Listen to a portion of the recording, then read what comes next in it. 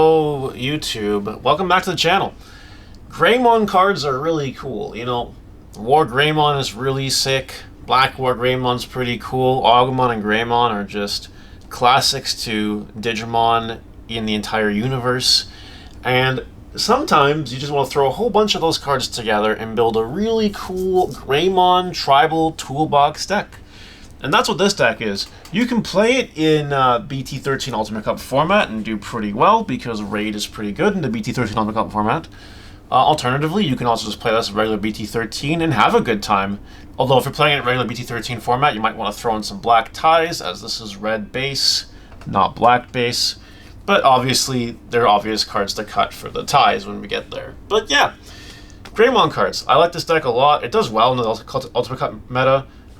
With Reaper maybe getting a little more popular as well now, wargreymon just eats Reaper alive. So I think this deck's a really good call for the next coming Ultimate Cups, and if you guys want to try it out, I'll give you my deck list right now. If you guys like it, please like, comment, subscribe, turn notification on Smash Potatoes, that way you know when all these amazing Digimon videos do go live.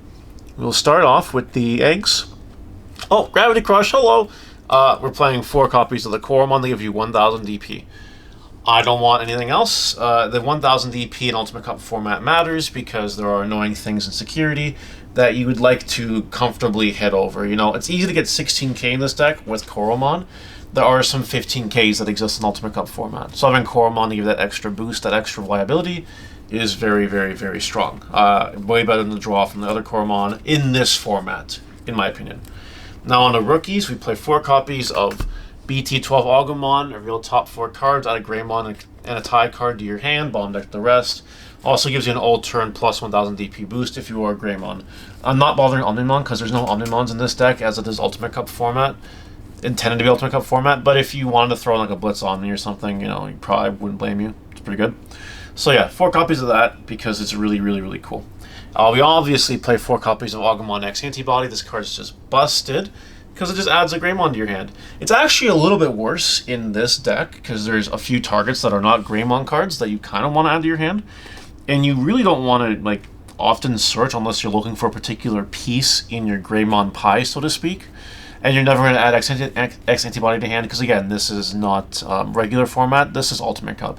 If you're playing regular format, there are definitely cards to cut for X Antibodies, for sure.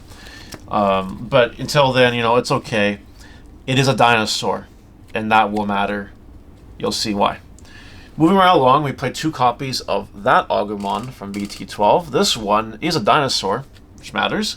And you go top 4 cards of your deck, add a Greymon card and a Marcus. Oh, very interesting.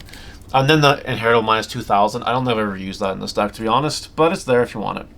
Then we have 2 copies of this Agumon, plus 2000 DP when attacking for a turn. It's a dinosaur. Another reason why we play it. And then the 13th rookie I played because I found myself wanting a 13 rookie really, really, really badly.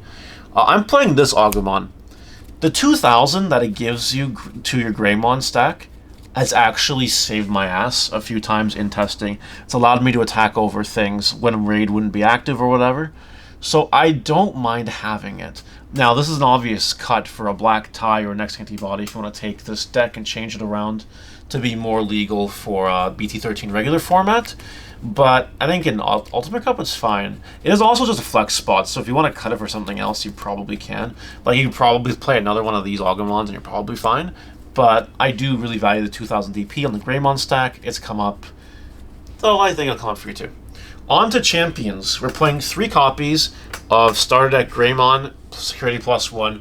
Card has always been amazing. You play it. It's really good. 4 copies of BT9 Greymon X. This is the reason why we play the red version over the black version, because by stripping 2 sources of the same level, when your opponent tries to remove it by an effect, you basically browse it to hand or deck or destroy it by an effect. You remove 2 sources, save it. Does nothing against DP reduction, does nothing against things like Chaos Degradation that put it in security, but against everything else, Greymon X Antibody saves your butt, and it's really, really cool. We play 1 copy of this Greymon X. It lets you get a cheaper Evo into your 5, and that's the only reason why we play it, plus it's at 1. If it was at 4, this card would be crazy, even in Ultimate Cup format. The Inheritable never comes up because we don't play the X Antibody option, but, evolving for cheap is really, really cool. 2 more champions. 1 copy of Burning Greymon, and yes, this is not a Greymon. this thing is technically Vitramon. I have learned. I have learned that this thing is Vitramon. You cannot add it with an Agumon, and Metal Greymon BT13 cannot evolve on top of it. So it's okay. It's a hybrid for game. It's also a Dark Dragon, which matters. And one copy of Flamedramon. This is the card that lets you end of turn DNA Digivolve into something. I wonder what that card is. We play one copy of it because we're playing a very, very small package of potentially win more cards that you should definitely cut if you're playing in a regular BT13 tournament. Really cool for Ultimate Cup because it's really powerful, but regular format, nah, not the way. On to Ultimates. We're playing 4 copies of BT12 Metal Greymon, evolves for 3 on your Greymon card. Raid is good. When you raid, you can play a Tamer from your hand. It comes up, and also has Piercing, so you can do some big damage with Piercing. Some of the DP this deck gets too is have Horns sometimes. So having Piercing when you raid with a wargreymon or something is obviously very strong, one of the main gimmicks of the deck. We're on 4 copies of Metal Greymon X Antibody. Security +1, and it's fine when it evolves, and you also get that 3000 DP if you evolve it on the Metal Greymon. It allows you to hit magical OTK numbers and DP numbers as well. Card's very powerful. And we do actually play 1 copy of Metal Greymon Alterous Mode. This is a card I think you cut if you're playing regular format. However, I've grown a liking to this card because sometimes you just don't have Greymon X, right? But sometimes you'll have Metal Greymon Alterous Mode. And if you do that, then it's fine because you get that same level of protection. It's pretty good. Like sticking this on the alternative Greymon X stack is really powerful. So the card's fine as a one of. It's a flex option. I don't think you have to play it, but I'm liking it a lot. So take that as you will. It evolves for 0 on a Metal Greymon. It always counts as Metal Greymon, and it pops at 5000 DP or less if you evolve it and have a Tamer in play. So the card's pretty powerful, does some cool things. I love to see it. On to the Megas. We're playing 4 wargreymon. I think Raid is crazy in Ultimate Cup format this time around. Things like Balphamon Sleep Mode, Mother Reaper, freaking Mirage Galgamons might try to stay unsuspended, or they'll be forced to stay suspended, and then you attack over it with something else. Like, Wargreymon is just so powerful, because it has Raid and Unsuspends. And when you evolve it, you get that 3000 DP and reboot for the turn as well. So the card is a very, very powerful attacker. Absolutely. I can't see myself not playing 4 copies of it in this particular Ultimate Cup format. If you're changing to BT13 regular format, you might want to cut that for a couple of those for some Wargrey X's or something. But Ultimate Cup format, this card is really strong. On to more level 6s here. We're playing 2 copies of Black Wargreymon. While some people may think that this card isn't in the meta, this card does pop Tamers. What Tamers are relevant?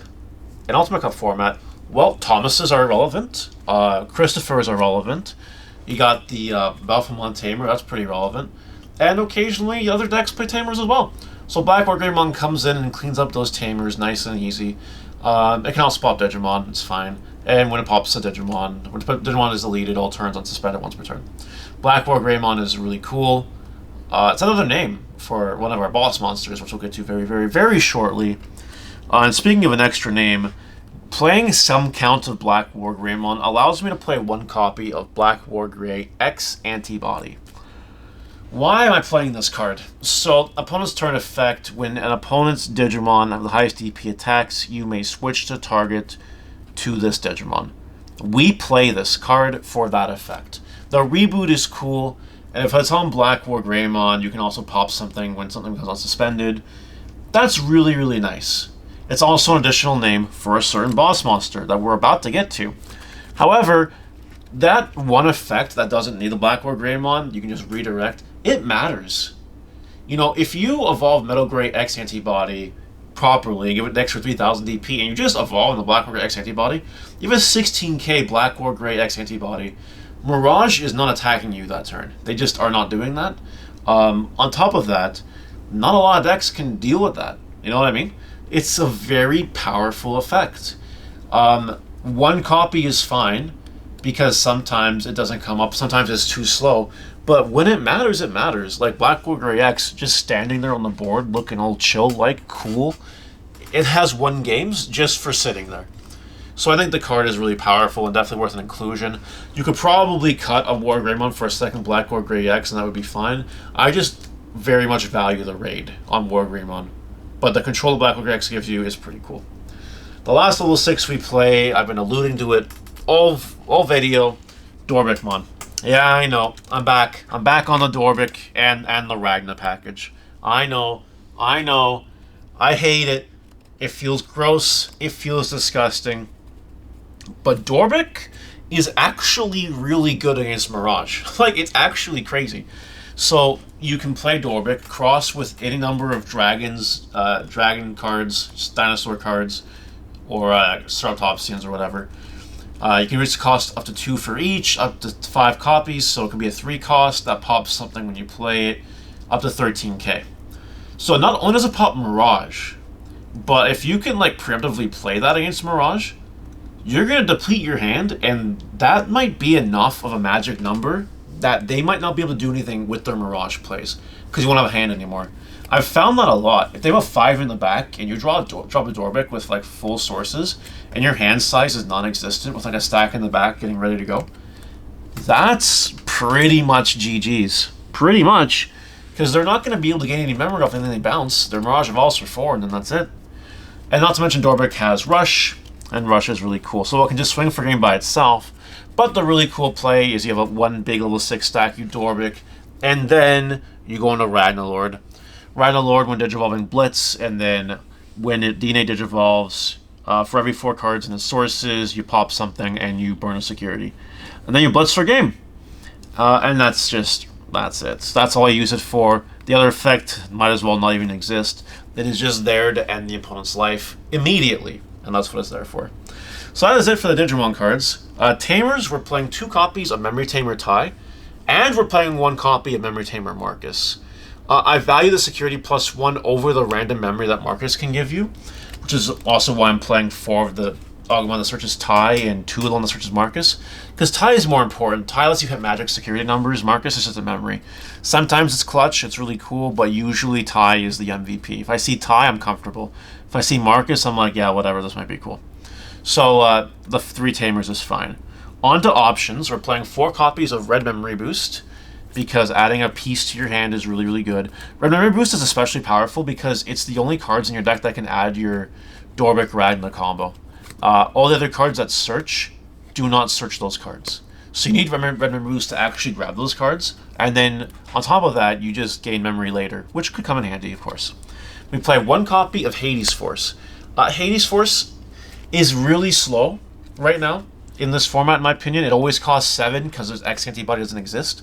But being able to just pop 13 costs with the cards on the board is just crazy, especially to pop the Tamers. Hades Force is really strong. I don't like it at multiples. You might think that's wrong. You might want to play 2. I don't blame you. If you want to play 2, you go for it. The last card we play in the deck is 1 copy of Gravity Crush. Gravity Crush has 1 games. Just by activating it, you get that extra 2 memory. You don't pass over turn. When you do something, you win. That's it. That's it. Honestly, that's it. That is our Greymon Toolbox deck profile. Mainly Wargreymon deck, but with Black Wargreymons and Dorbick Ragna combo shenanigans.